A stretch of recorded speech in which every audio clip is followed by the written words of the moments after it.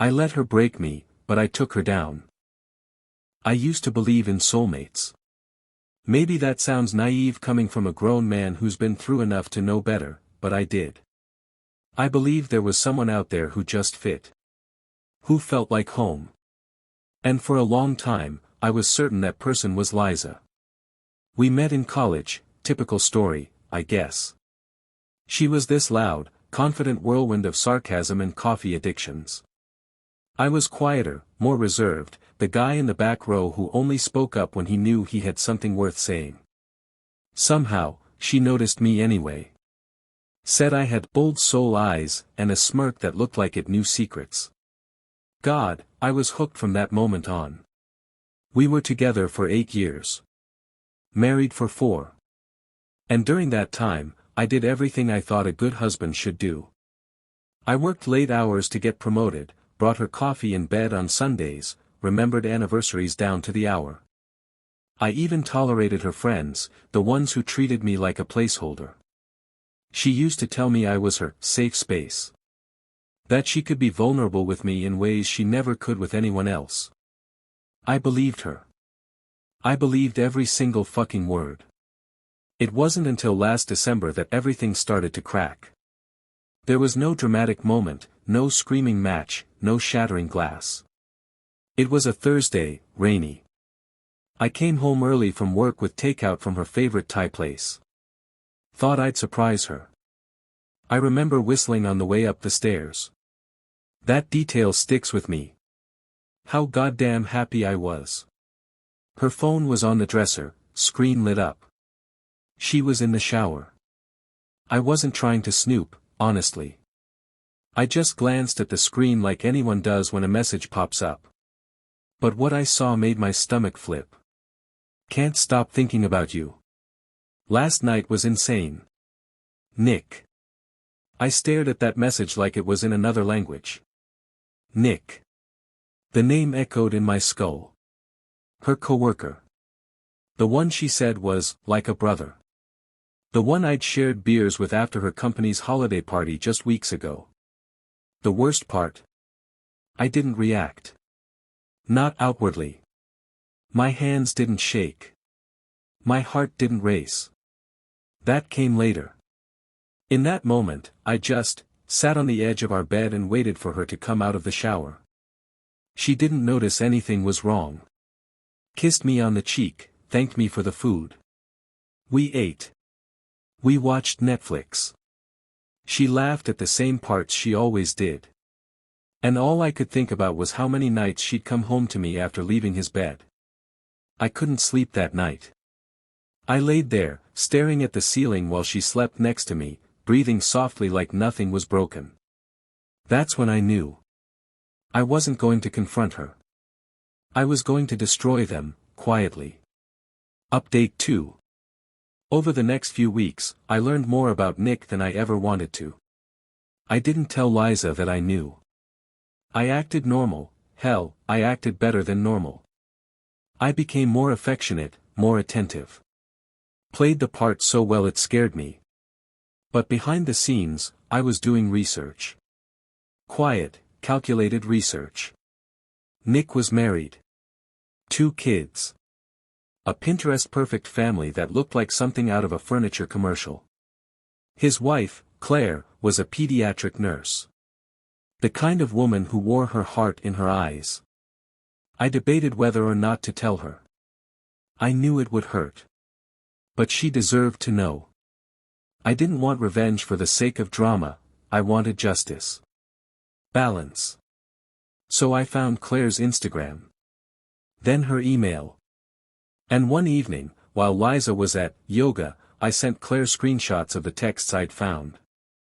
I included dates, times, even a couple of hotel receipts I'd managed to snag by hacking into our shared expense tracker. Liza was sloppy. Probably because she thought I was too trusting to look.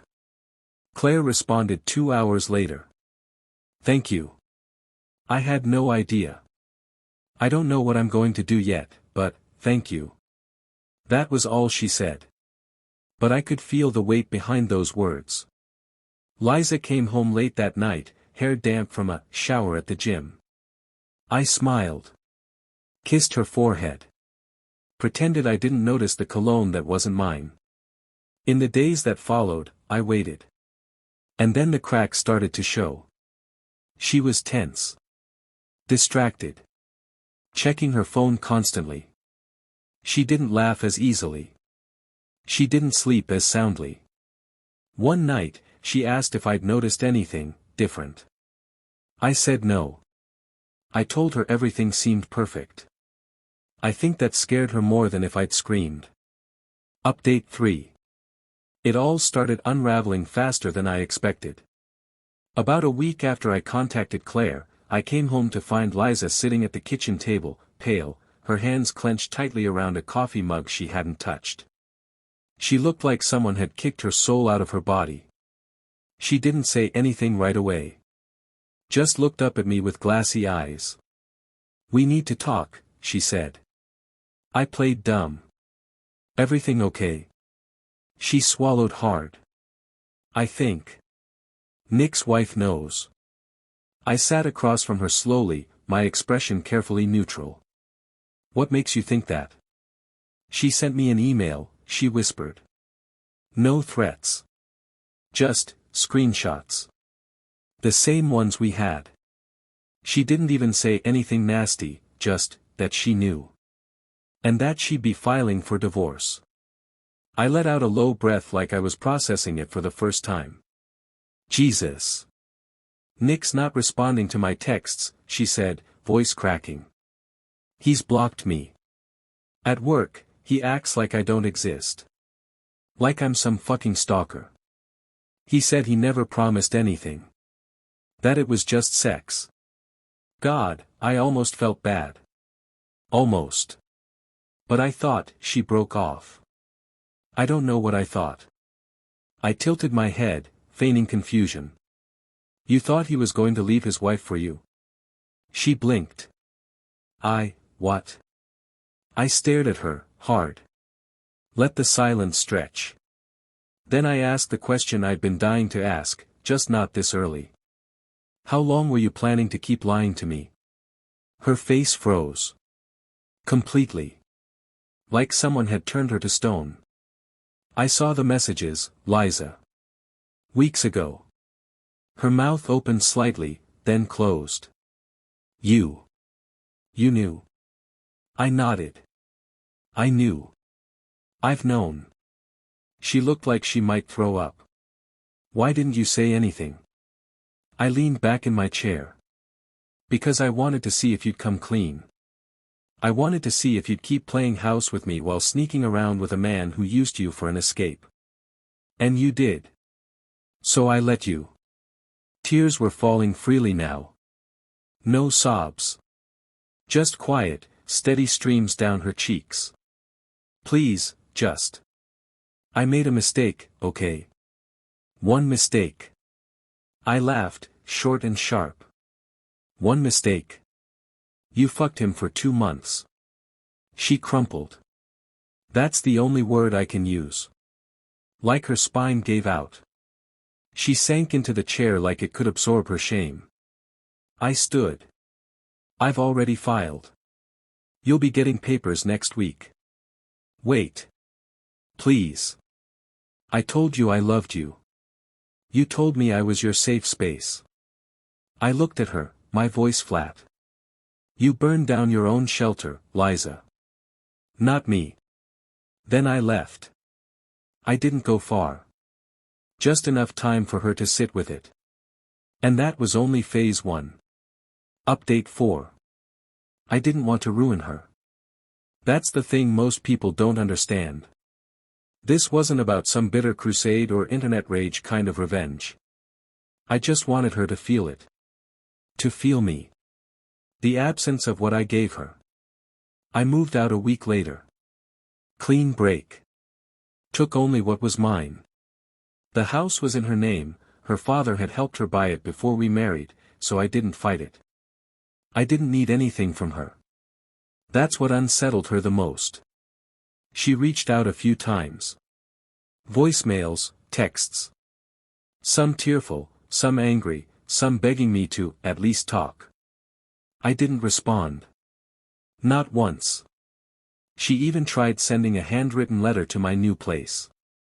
I didn't open it. Instead, I focused on rebuilding. Quietly, carefully. I'd spent so long shaping my identity around our life, our routines, her needs, the relationship, that I didn't even know who I was without it. But as the weeks passed, I started finding him again. I started running. I reconnected with old friends she never liked. I played guitar again, something she always said was too loud in the apartment. And then there was Claire. We started messaging casually a few weeks after the storm. Nothing heavy. Shared playlists, vented about custody lawyers, trauma bonded over shared betrayal. She was kind. Grounded. There was a tiredness in her eyes, sure, but also clarity. Eventually, we met for coffee. Neither of us expected anything. We weren't looking for rebounds or poetic justice. But we talked. Laughed. Found comfort in the shared silence only two people with broken hearts can understand. And over time, something real began to grow. Meanwhile, Liza's life began to unravel. Nick transferred to another branch. People at her office found out. Not the details, but enough. Rumors spread like wildfire. She became smaller. Bitter. Her Instagram went dark. Her circles shrunk. Her glow dimmed. I never gloated. Never reached out. Never posted anything about my new life or tried to show off. That wasn't the point. The point was that I survived her. Update 5. The weeks dragged on, but I didn't mind. Every day without Liza's constant presence was like stepping into a new kind of freedom. I never thought I'd experience it like this, heavier, yes, but also clearer. There was this gnawing emptiness in my chest that I hadn't expected. Not a hole, exactly, but a vacant space where we used to be. But I got used to it. Claire and I started seeing each other more. It was easy with her. We didn't have to talk about our pasts unless we wanted to, and even then, it wasn't about anger or resentment. It was just understanding. There were no illusions between us, no grand declarations. But she made me laugh. And that was enough. Liza tried again to reach me, of course. A few months later, she showed up at my new place, ringing the doorbell until I opened it. I wasn't surprised to see her. I knew this day was coming. She looked smaller than I remembered. More fragile. Her hair, the same golden brown, had lost the shine I once adored. She stood there, as if waiting for me to invite her in. But I wasn't playing that game anymore. What do you want? I asked, my voice steady but colder than I expected. She swallowed, hesitating. I want to talk. I want to explain. Please. I crossed my arms, leaning against the doorframe. Explain. What's left to explain, Liza? You've had your chance to be honest. She lowered her eyes. I know. I messed up. I was selfish. I didn't realize how much I was hurting you. I let out a long sigh, watching her. No. You knew exactly what you were doing. And you didn't care. Her shoulders slumped, like the weight of the truth was finally sinking in. I'm sorry, she whispered. For everything. I never meant to hurt you. I didn't say anything for a long time. It wasn't because I couldn't, but because I didn't need to. I had nothing left to give her. I think we're done here, I said finally, voice flat. You should go. She didn't fight me. Just nodded, wiped her eyes, and turned to leave. I watched her walk away, but it didn't hurt anymore. If anything, it was liberating. She had no more hold on me. I had let her go long before that moment, even if she hadn't. A few weeks later, I ran into her at the grocery store. She was with a friend. Someone I didn't recognize.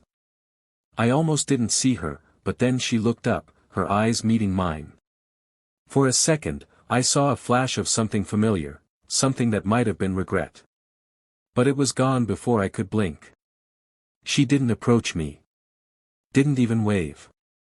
She just stood there for a moment, watching me like she was weighing whether or not to say something. I didn't feel anything. Not anger. Not sorrow.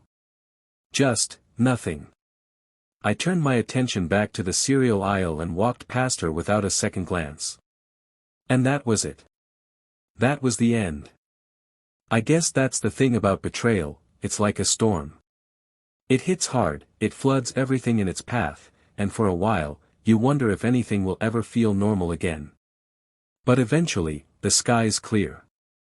The damage is done, but life moves on. The ground dries up.